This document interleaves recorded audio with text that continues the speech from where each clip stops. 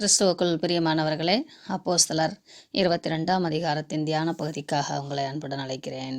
எருசலேம் பட்டணத்திலே இப்பொழுது பவுல் கைதியாக நிற்கிறார். அநேக நூற்றுக்கு அதிபதிகள் இருக்கிறார்கள், போர் சேவகர்கள் இருக்கிறார்கள், சேனை தளபதி அங்கே இருக்கிறார். ஒரு சேனை தளபதி அங்கே, அதாவது 1000 பேருக்கு அதிபதியா இருக்கக்கூடியவன சேனை தளபதி என்று சொல்லுவார்கள். 7000 1000 பேருக்கு அவ்வளவு திரளான போர்ச்சேவர்கள் அங்கே வந்து சேர வேண்டும் என்றால் இது மிகப்பெரிய கலவரமாய் இருக்கிறது என்பதை நீங்கள் புரிந்து கொள்ள வேண்டும். ரோம கோர்ட் படிகளிலே ஏறி நிற்கிற பவுல் இப்பொழுது அங்கிருந்து பேசுவதற்கு உத்தரவான உடனே அவன் எபிரேய பாஷையிலே பேசத் தொடங்கினான் என்று எழுதப்பட்டிருக்கிறது. தங்கள் பாஷையிலே அவன் பேசுகிறபடினாலே அவர்கள் எல்லோரும் அமைதலாய் இருந்தார்கள். பவுல் மிக அழகாக தன் முன்னாக இருப்பவர்களை எதிரியாக அவன் பார்க்கவில்லை என்பதை இந்த வேதம் மிக தெளிவாக சொல்லுகிறது. சகோதரரே, பிதாக்களே என்று சொல்லி அவன் அழைப்பதன் மூலமாக யூதர்கள் எவ்வளவாய் மனம் திரும்ப வேண்டும் என்பதை குறித்தான ஒரு வாஞ்சை அவன் அடிமனதில் இருக்கிறதை நாம் புரிந்து கொள்ளலாம். தனது வாதத்தை அவன் அங்கே ஒரு ரெக்யூஸ்டாக எடுத்து வைப்பதை நீங்கள் காணலாம். நான் சொல்ல போகிறதை நீங்கள் செவி கொடுத்து கேட்பீர்களாக. நான் யூதன். ஒருவேளை அவர் பல தேசங்களிலே திரிந்து வந்திருந்தபடினாலே அவருடைய முகபாவனைகளும் அவருடைய கலரும் பேச்சும் மாறி இருந்திருக்க வாய்ப்பு இருக்கிறது. யூத அந்த பாரம்பரியத்தில் இருந்த சூழலிலிருந்து மாறி அமைந்திருக்க வாய்ப்பு இருக்கிறது. ஆதலால் அவன் தன்னை யூதன் என்று அடையாளப்படுத்திக் கொள்கிறார்.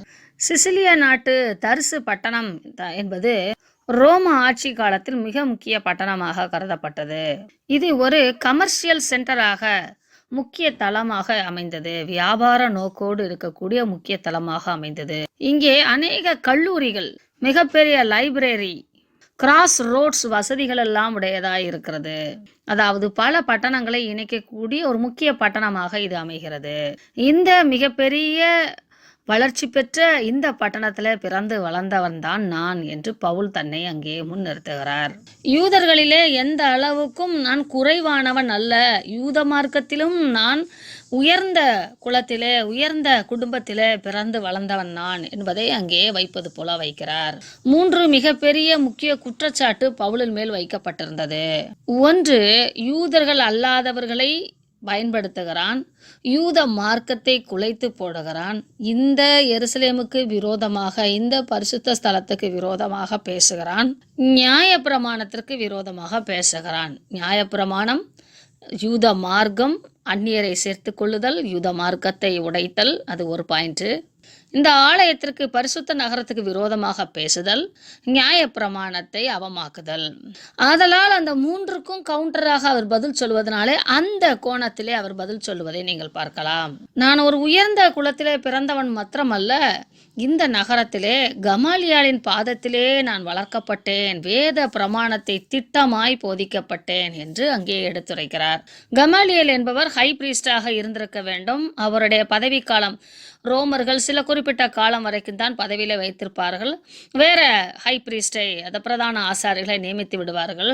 ஆனால் யூதர்கள் இவர்களை மரியாதையோடு பிரதான ஆசாரியராக அவர்கள் மரிக்கும் வரைக்கும் அவர்களுக்கு அந்த கணத்தை கொடுப்பார்கள். அவர்கள் தேவாலயங்களிலே இப்படிப்பட்ட PhD படிக்கக்கூடிய அளவுக்கு படிக்கிற திறனுள்ள பிள்ளைகளுக்கு ஆசிரியர்களாக இருப்பார்கள். ஆதலால் கமாலியாலின் பாதத்திலே வளர்க்கப்பட்டவன் என்றால் எந்த அளவுக்கு முன்னோர்களின் பாரம்பரியத்திலும் வேத பிரமாணத்திலும் திட்டமாய் போதிக்கப்பட்டிருப்பேன் என்பதை நீங்களே புரிந்து கொள்ளுங்கள் என்பது போல அது அமைகிறது.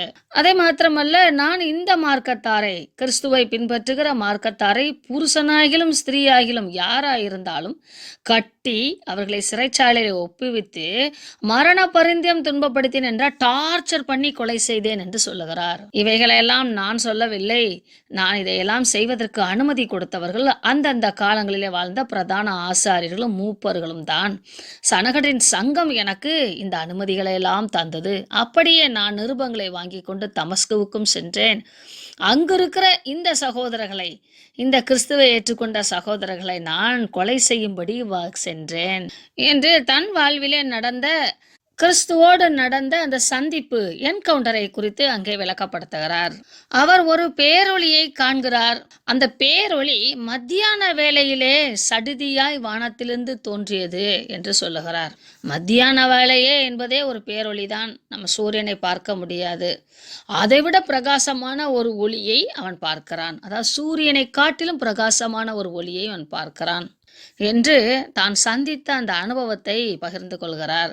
என்னோடு பேசுகிற அந்த சத்தம் என்னவென்று நான் அறியாதிருந்தேன். அப்பொழுது நீ துன்பப்படுத்துகிற நசரேயனாகிய இயேசு நானே என்றார். அந்த ஒளியும் அந்த வானத்திலிருந்து வந்த நிகழ்வும் என்னை நம் தேவனை வெளிப்படுத்தியது. மேக ஸ்தம்பங்களினால் பேசுகிற தேவனை வெளிப்படுத்தியது. என்னோடு கூட இருந்தவர்களும் வெளிச்சத்தை கண்டார்கள், பயந்தார்கள். ஆனால் என்னுடைய பேசினுடைய சத்தத்தை அவர்கள் கேட்டார்கள், ஆனால் புரிந்து கொள்ளவில்லை. சத்தத்தையோ அவர்கள் கேட்கவில்லை என்றால் புரிந்து கொள்ள முடியாத ஒரு சத்தமாக இருந்தது. அப்பொழுது நான், ஆண்டவரே, நான் என்ன செய்ய வேண்டும் என்றேன். அதற்கு கர்த்தர், நீ எழுந்து தமஸ்குவுக்கு போ, நீ செய்யும்படி நியமிக்கப்பட்டதெல்லாம் அங்கே உனக்கு சொல்லப்படும் என்றார். என்னை குறித்து ஏற்கனவே நிர்ணயம் செய்யப்பட்டிருக்கிறது என்பதை நான் உணர்ந்தேன். அந்த மகா பெரிய ஒளியிலே நான் பார்வையற்று போனவனானேன். என்னோடு இருந்தவர்கள் எனக்கு கையலாக கொடுத்தார்கள். இந்த 12ஆம் வசனத்துல வந்து தனக்கு உதவி செய்கிற அனனியா எப்படிப்பட்டவர் என்பதையும் சொல்லுகிறார். வேத பிரமாணத்தின்படி பக்தி உள்ளவனும் அநேக அங்கே குடியிருக்கிற சகல யூதராலும் நல்லவன் என்றும் சாட்சி பெற்ற அனனியா என்ற பகா யூதன் என்னிடத்தில் வந்து நின்று, சகோதரனாகிய சவுலே, பார்வையடைவாயாக என்றான். நான் குருடானது அவனுக்கு எப்படி தெரியுமோ எனக்கு தெரியாது. ஆனால் அவன் வந்து என்னை அடைவாயாக என்றான். அந்நேரமே நான் பார்வையடைந்து அவனை ஏறிட்டு பார்த்தேன். அப்பொழுது அவன், நம்முடைய முன்னோர்களின் தேவனுடைய திருவுள்ளத்தை நீ அறியவும், நீதிபரரை தரிசிக்கவும், அவருடைய திருவாய்மொழியை கேட்கவும் அவர் உன்னை முன்னமே தெரிந்து கொண்டார் என்றார். திரியேக தேவனின் தெரிந்தெடுப்பை அன்று நான் உணர்ந்து கொண்டேன். நமது முன்னோர்கள் தொழுது கொண்டு வந்தவரும் அவர்தான். நீதிபரராகிய கிறிஸ்து அவர்தான். அவருடைய திருவாய் மொழிதான் நீங்களும் நானும் கையிலே வைத்திருக்கிற நியாயப்பிரமாணம். இந்த காரியங்களெல்லாம் புரிந்து கொள்வதற்காக என்னை தேவன் முன் குறித்திருக்கிறார் என்பதை அறிவித்தான். நீ கண்டவைகளையும் கேட்டவைகளையும் குறித்து சகல மனுஷருக்கு முன்பாக அவருக்கு சாட்சியாயிருப்பாய் என்று சொன்னார்கள். தேவனை நான் தச்சுரூபமாய் கண்டு அவரை கொடுத்து நான் சாட்சி கொடுக்க வேண்டுமல்லவா என்பது போல இங்கே அமைகிறது. இப்பொழுதும் நீ தாமதிக்கிறதென்ன? நீ எழுந்து கர்த்தருடைய நாமத்தை தொழுது கொண்டு ஞானஸ்தானம் பெற்று உன் பாவங்கள் போக்க கழுவப்படு என்றான். இதுவரை நான் தேவனுக்கு விரோதமாய் பாவம் செய்தேன் என்பதை நான் உணர்ந்து கொண்டேன். என் மனதிலே கிருபையினால் ஒரு சுத்திகரிப்பு உண்டாயிற்று. அதை நான் வெளிப்படையாக காட்டுவதற்காக அவன் சொன்னது போல ஞானஸ்தானம் பெற்றேன். நான் கிறிஸ்துவை சந்தித்த உடனே இந்த எருசலேமுக்கு விரோதமாகவோ பிரமாணத்துக்கு விரோதமாக யூத மார்க்கத்துக்கு விரோதமாக நான் மாறவில்லை. பின்பும் நான் எருசலேமுக்குத்தான் திரும்பி வந்தேன். தேவாலயத்திலே போய் தான் ஜெபம் செய்தேன். அப்படி நான் ஜெபம் பண்ணி கொண்டிருக்கும் போது, அநேக நேரமாய் நான் ஜெபம் பண்ணி கொண்டிருக்கும் போது ஞான திருஷ்டி அடைந்து அவரை தரிசித்தேன். இதே ஆலயத்திலே கிறிஸ்துவை நான் தரிசித்தேன் என்று சொல்லுகிறான். இந்த தேவாலயம் அவருடையது, அவரே இந்த தேவாலயம் என்பதை நான் உணர்ந்தேன் என்பது போல இது அமைகிறது. ஆதலால் தேவனை நான் தரிசித்த இந்த இடத்திற்கு விரோதமாக நான் செயல்பட மாட்டேன். நான் யூத மார்க்கத்தை நம்புகிறேன், விரும்புகிறேன் என்று சொல்லி அவன் சொல்லுவது போல இது அமைகிறது. அப்பொழுது நீ என்னை குறித்து நான் உடனே இங்கே இருக்கிற எல்லாருக்கும் சாட்சி சொல்ல வேண்டும் என்று என் மனதிலே நினைத்தேன். அப்பொழுது ஆண்டவர், நீ என்னை குறித்து இங்கே சாட்சி சொல்ல வேண்டாம், ஏற்றுக்கொள்ள மாட்டார்கள். ஆதலால் நீ தாமதம் பண்ண வேண்டாம், இவர்களுக்காக நீ காத்திருக்க வேண்டாம், நீ எருசலேமை விட்டு புறப்பட்டு போ, நான் வேறொரு திட்டம் உனக்கு வைத்திருக்கிறேன் என்று ஆண்டவர் சொன்னார்.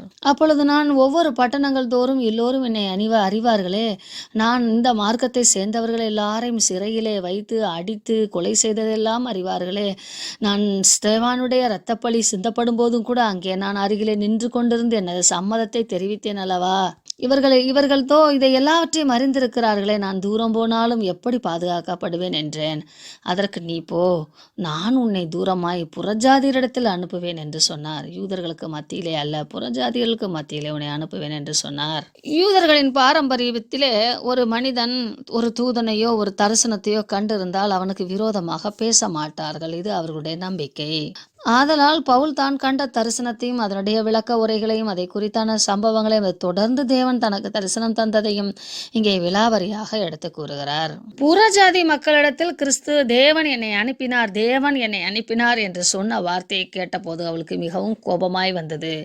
ஏனெனில் நமது மார்க்கத்தை நமது இனத்தை நீ அழிக்கிறாய் என்று அவர்கள் அப்படிப்பட்ட தவறான எண்ணம் கொண்டிருந்தார்கள்.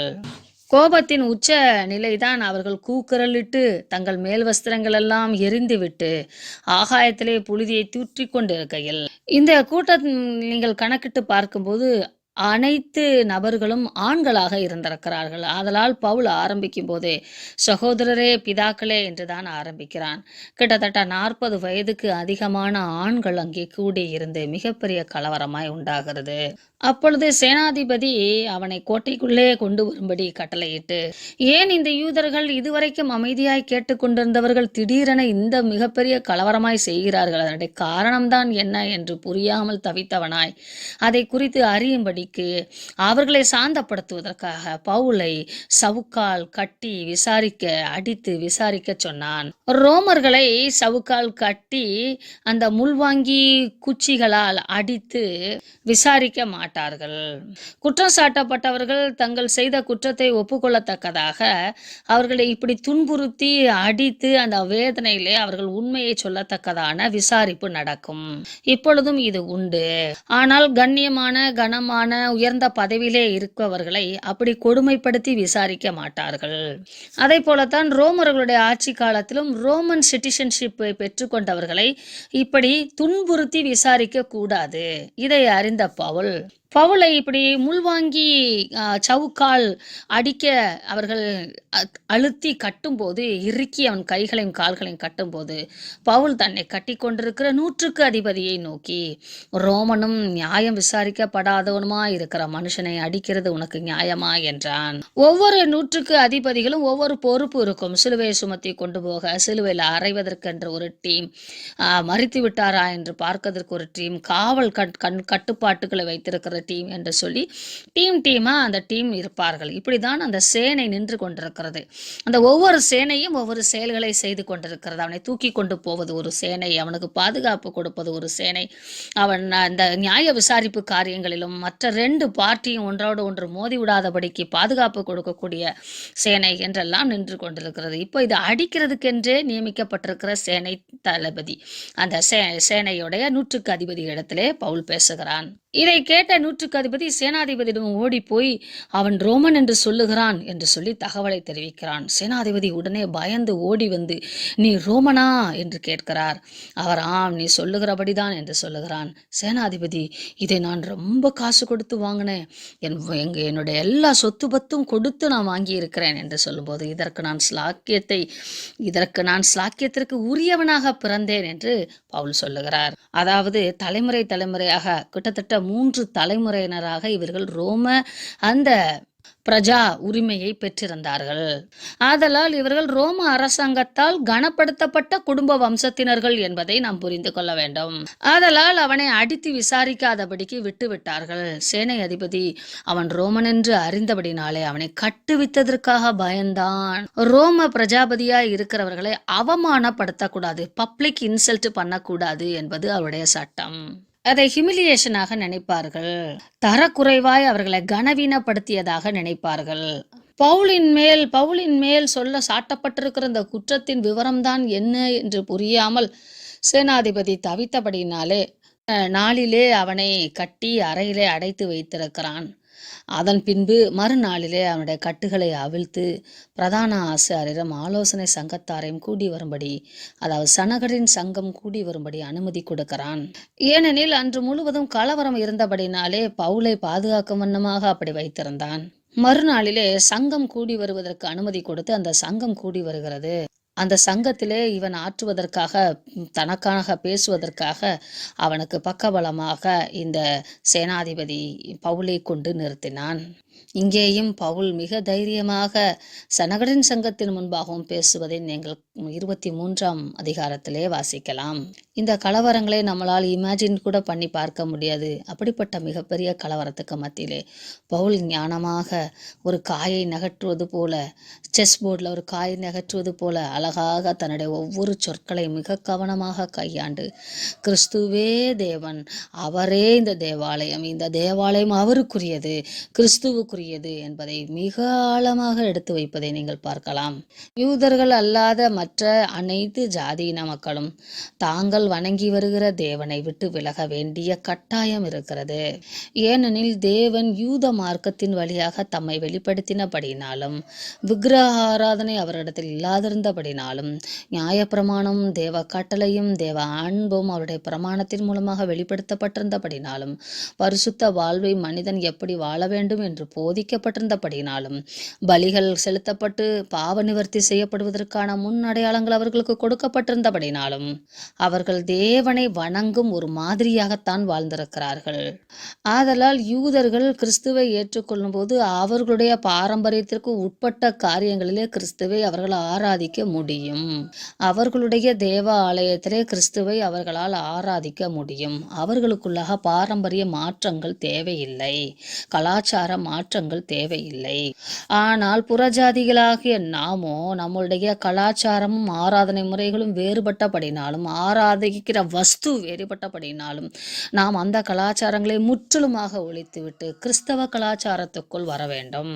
அதே வேளையிலே யூத மார்க்கத்தை நாம் பின்பற்ற தேவையில்லை. இந்த இடங்கள்